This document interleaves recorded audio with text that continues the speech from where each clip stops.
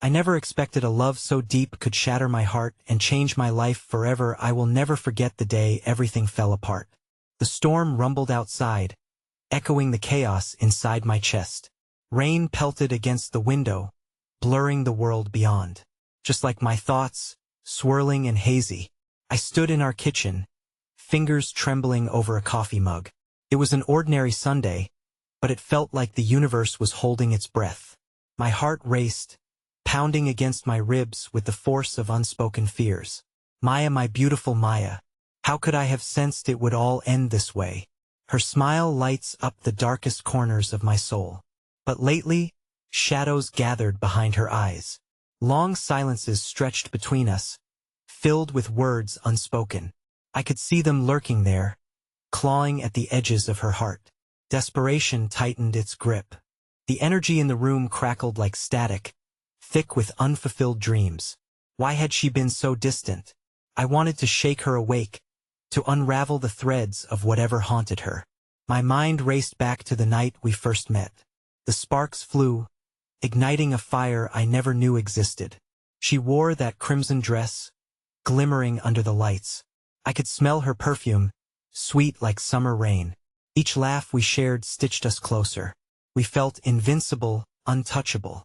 But now, her laughter was a ghost, slipping through my fingers like sand.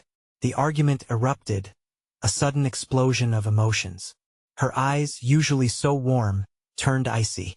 "You don't understand," she exclaimed, voice trembling with anguish. "You think it's all easy?" My heart sank, a cold weight in my stomach. Her pain was palpable, a tangible thing that wrapped around us. Each word was a dagger, slicing through the fragile fabric of our relationship. Then, just like that, the door slammed. Silence engulfed me. The echo of her departure filled the space like a heavy fog. I wanted to scream, to beg her to come back. The house felt empty, suffocating. I felt those familiar tears prickling at the corners of my eyes. But I fought them off. I wanted answers. Days turned into weeks. Each one dragged like a lifetime. I kept replaying that argument, dissecting our love like a fallen star. Why hadn't I seen the cracks? Was it too late to patch them up? My mind spun wildly, untangling the twisted threads of our shattered dreams. The air thickened with questions. Did she still love me? Then I saw the post. Picture of her smiling brightly. The tag read, "New adventures await." My chest tightened as my breath caught in my throat. It was a different smile, one that didn't involve me. My heart sank deeper, dragging me into an abyss of uncertainty. Was she moving on? Did she find someone else? What could I do? I gripped the chair, knuckles white. 1,000 words danced on my tongue, but silence swallowed them whole. My heart raced, a frantic drum echoing in the void. I stared at the screen, unblinking. The unanswered question loomed like a storm cloud. Hey! Before we continue with this amazing story, I need to give you an important heads up. Many subscribers have reported that YouTube unsubscribed them without warning. Take a quick second to check the red button below to make sure you're still subscribed to the channel. I'd hate for you to miss any of the exclusive content coming soon. And while you're there, smash that like button. It really helps me out with the algorithm. Oh, and tell me in the comments, which city are you watching from? I love getting to know every amazing person who's part of this community. Your participation makes all the difference. Let's connect. With every tick of the clock, the house grew colder, echoing the void Maya left behind. I wanted to shield myself from the chill creeping into my bones, but there was no escaping it. It seeped through the walls, wrapping around me like a suffocating fog. The days morphed into a monotonous blur as I drifted through life without a sense of purpose, just existing. When the sunlight pierced through the heavy rain clouds, I found myself wandering aimlessly through the familiar streets that resonated with memories. Each corner held remnants of laughter, whispered secrets shared under dim streetlights, and promises made in the softness of dusk. I could hear our voices mingling with the wind. Maya's gentle laughter hung in the air like a fragile melody. But now, it felt like a haunting echo, taunting me at every turn. Every sunrise that graced the sky felt like a betrayal. The world kept turning while I stood still, suspended in grief, desperate for the warmth of her embrace. I wandered into our favorite coffee shop, the one where time huddled into soft moments over lattes and croissants. The bitter aroma enveloped me, an illusion of comfort. I sank into the corner table, heart pounding in the silence. "Hey, stranger." A familiar voice interrupted my reverie. It was Sarah, my best friend. Her eyes searching mine with a mixture of concern and understanding. She slid into the seat opposite me, a warm smile attempting to peel back the layers of my despair. I managed a weak smile, but even that felt like a lie. "Are you okay?" she asked gently, her voice layered with empathy. I shrugged, trying to suppress the tidal wave of emotions threatening to swell up. "Not really, to be honest." My voice cracked, and the truth hit me with the force of a freight train. I hadn't really spoken those words out loud. Admitting it made it all the more real as the minutes stretched. I found myself unraveling under her probing gaze. "Maya, she seems happy," I mumbled, the name barely escaping my lips like a fragile bird. I saw her picture and I paused, biting back the well of regret. It's like she's, I don't know, moving on without me. Sarah reached across the table, her hand warm and grounding. "You can't think like that. Maybe she's just trying to find herself? You know how hard things have been." The weight of her words lingered, but the dampened hope they offered felt too far beyond my reach. "I don't know if I can keep doing this," I admitted, feeling vulnerable, exposed. Loneliness draped itself over me like a heavy quilt, suffocating and unbearable. What if she never comes back? The sadness in Sarah's eyes spoke volumes. "You can't lose faith in her. Sometimes, love means letting go for a bit, finding your way back to each other." As her words washed over me, I felt the embers of hope begin to stir, albeit faintly. But even as I pondered this, my mind tugged me toward the shadow of despair. I couldn't shake the feeling that I was losing her forever.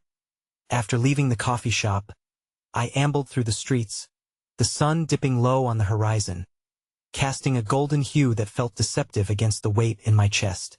I found myself standing outside a bookstore, noticing the large window sign announcing a poetry reading that evening.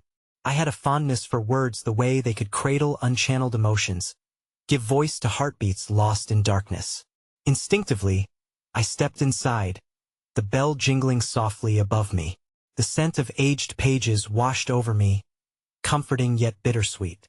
I wandered through aisles of novels and poetry, each title resonating with a piece of my soul. A momentary escape, I thought, grounding me in a time when love still felt vibrant and alive. As I explored the rows, I stumbled upon a discarded paperback tucked between the shelves. The cover was worn, but the title, "Letters to My Lost Love," sparked a flicker of curiosity. Without a second thought, I opened it to read the first few lines, feeling the palpable longing seep through the ink. Deeply immersed in the words, I lost track of time, forgetting the world outside. Yet just as I soaked in these beautiful verses, a familiar face emerged from the back of the story, a figure I hadn't seen in weeks. My heart raced as I locked eyes with Maya. She looked different but undeniably herself, an air of uncertainty casting a shadow over her features. Time froze between us as realization washed over me in waves. She was there, standing 5 feet away, and suddenly it was as if the universe snapped back into focus. The emotions cascaded through relief, hope, fear, and a question I was both desperate and terrified to ask. "Maya," I breathed, my voice trembling with the weight of what had once been. The unspoken words hung between us, and for a fleeting moment, her smile beckoned to a memory that felt both familiar and foreign. But just as I was about to cross the threshold into that long-held hope, she turned away. There was a glimpse of something in her eyes, a storm brewing beneath that Smilia secret perhaps, or a heart still untangled. And with that, just as quickly as she had come, she vanished into the crowd. And just like that, I was alone again, caught in the swirling chaos of unfulfilled dreams and questions without answers. My heart raced. Uncertainty flourished within me like a relentless weed. What did it all mean? Had I lost her for good? As I stood frozen in the moment, I sensed that something unseen was on the horizon, waiting to unravel the web of confusion encircling us both. The memory of Maya's fleeting presence reverberated within me as I wandered aimlessly through the bookstore, each step weighed down by the echo of her smile. The world outside seemed oblivious to the storm waging inside me. A cacophony of emotions spread across the spectrum of hope and despair. For a moment, I had thought the universe had conspired to reunite us, only to snatch it away before I could grasp it as I left the bookstore. The chill of the evening air cut through me, a stark reminder that I was still floating in a sea of uncertainty. My mind replayed the harsh waltz of that encounter. Each step I had almost taken towards her, now a distant ripple in a much larger ocean. I took a deep breath, willing my heart to settle, to find solace in the familiarity of the streets I traversed too often now. Yet, as I rounded a corner and caught sight of a small park, I felt an inexplicable pull toward the dimly lit path lined with whispering trees. The benches were adorned with fallen leaves, rustling softly in the evening breeze, and as I settled into one, I was enveloped by an overwhelming wave of nostalgia. It was here where Maya and I had spent countless evenings, our laughter mingling with the sounds of chirping crickets, as we shared our dreams under the stars. The very thought ignited a fire of longing that threatened to consume me. I fished out my phone, staring at the blank screen, a haunting reminder of the silence between us. I wanted to reach out, to bridge the chasm of uncertainty, but fear gripped me tighter than any embrace ever could. Just then, a flicker of movement caught my eye. An elderly man, dressed in a faded coat and a woolen hat, was leaning against a nearby tree, feeding crumbs to a flock of skittish pigeons that timidly approached him. My heart softened at the sight of such simple kindness. A feeling of warmth blossomed in my chest, the weight of my own burdens momentarily lifting as I admired the genuine connection between the man and the birds. It was a small moment, but it reminded me that there was still beauty in the world, even amidst the chaos of my life. I remembered the advice Sarah had given Mello: sometimes means letting go, for a moment, to allow the heart space to heal. Could it be that Maya was still finding herself, just as I was? With renewed resolve, I decided to spend the evening writing in my journal beneath the emerging stars, letting the ink flow freely and weightlessly onto the pages. I'd never been one for poetry, but tonight, the sadness poured out of me like an old friend, connecting to the threads of my love for Maya. Hours slipped by as pen met paper, every word a step closer to reclaiming fragments of me that had been lost in the shadows. I captured not just memories, but also shards of hope, tiny sparks of light shining through the cracks of my heartache. Maybe one day, she would read this, perhaps she would understand my journey. Even from afar, an hour had passed before I looked up to find the park emptying, the world retreating into shadows. The man feeding the pigeons had long since gone, taking with him a piece of the warmth that had radiated in that moment. I felt a pang of melancholy wrap around me again, as if I, too, was fading into the night. But just as I began to rise, ready to leave the park behind, my phone buzzed in my pocket, pulling me back to the present with a rough jolt. I hesitated, my heart racing, half expecting the caller to be Maya, yet bracing myself for disappointment. With trembling fingers, I pulled it out and stared in disbelief. It was Sarah. "Hey, I need to talk to you about something. Can you meet me at the coffee shop?" The urgency in her voice cut through the night. Is everything okay? I asked, concern knotting my stomach. No, it's not about me. It's about Maya. Somewhere deep within me, a dread began to unfurl, tendrils of unease snaking through my thoughts. My heart thundered as I whispered, "What about her? Just meet me.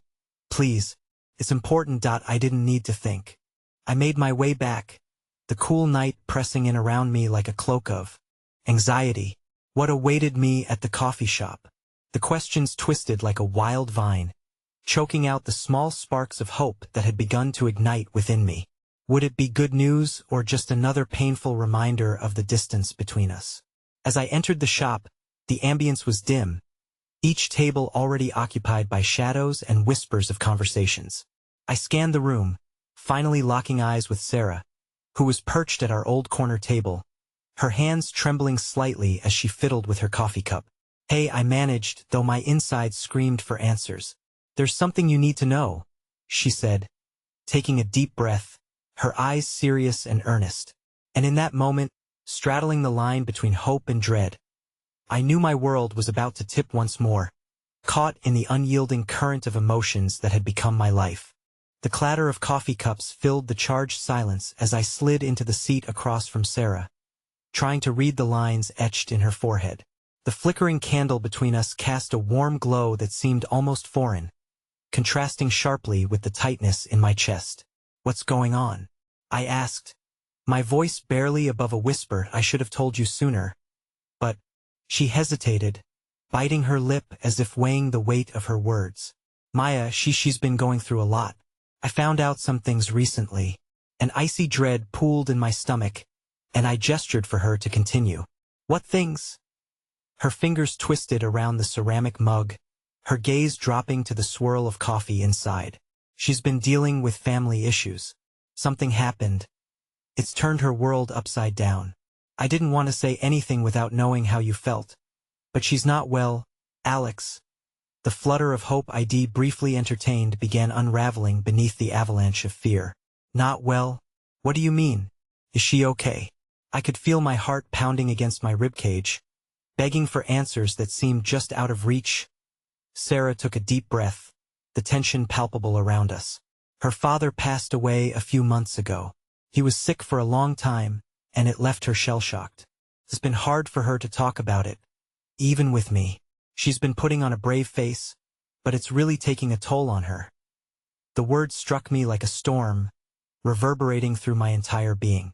Every shared moment, every laugh we had ever had turned bittersweet in an instant. It was not merely her absence that haunted me. It was the heavy burden of grief she carried alone. I forced myself to breathe. The realization washing over meth distance between us was deeper than just time apart. It was rooted in something far more painful. Why didn't she reach out to me? My voice trembled, a mix of betrayal and confusion flooding my thoughts.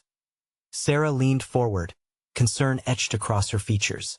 "She thought it would be easier for you. Maya cared so much about you, she didn't want to pull you into her sadness. But I think she needs you now, more than ever." The whirlwind of emotions crashed within me. Anger at the distance shed, put between us, mingled with compassion for her pain. I had been so wrapped up in my own heartache that I failed to understand her silence. I could have been there for her. I should have been there.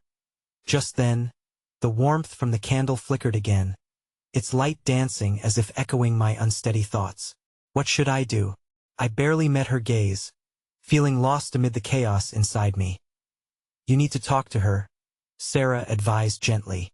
"But not now. Give her some time to process everything first. She's not in a place where she can open up, but she will be. You need to let her know you're there for her." Nods came automatically, yet inside, I felt the burning need to reach her. "I need to see her, Sarah. I can't just wait." "And you won't have to," she replied, suddenly more animated. "There's a memorial for her dad next week. It's a small gathering, but I've been invited. I think you should come." The thought both soothed and terrified me. "What if she doesn't want to see me?" "Then you'll respect her wishes," Sarah replied firmly. "But I believe she'll be glad to see you. Alex, the best thing you can do is just show up. Be brave, as you've always been." Bravery felt like a distant memory, slipping through my fingers as I wrestled with the unknown. Still, her words ignited a flicker of courage I desperately needed. "I'll go," I said finally, each word simmering with determination.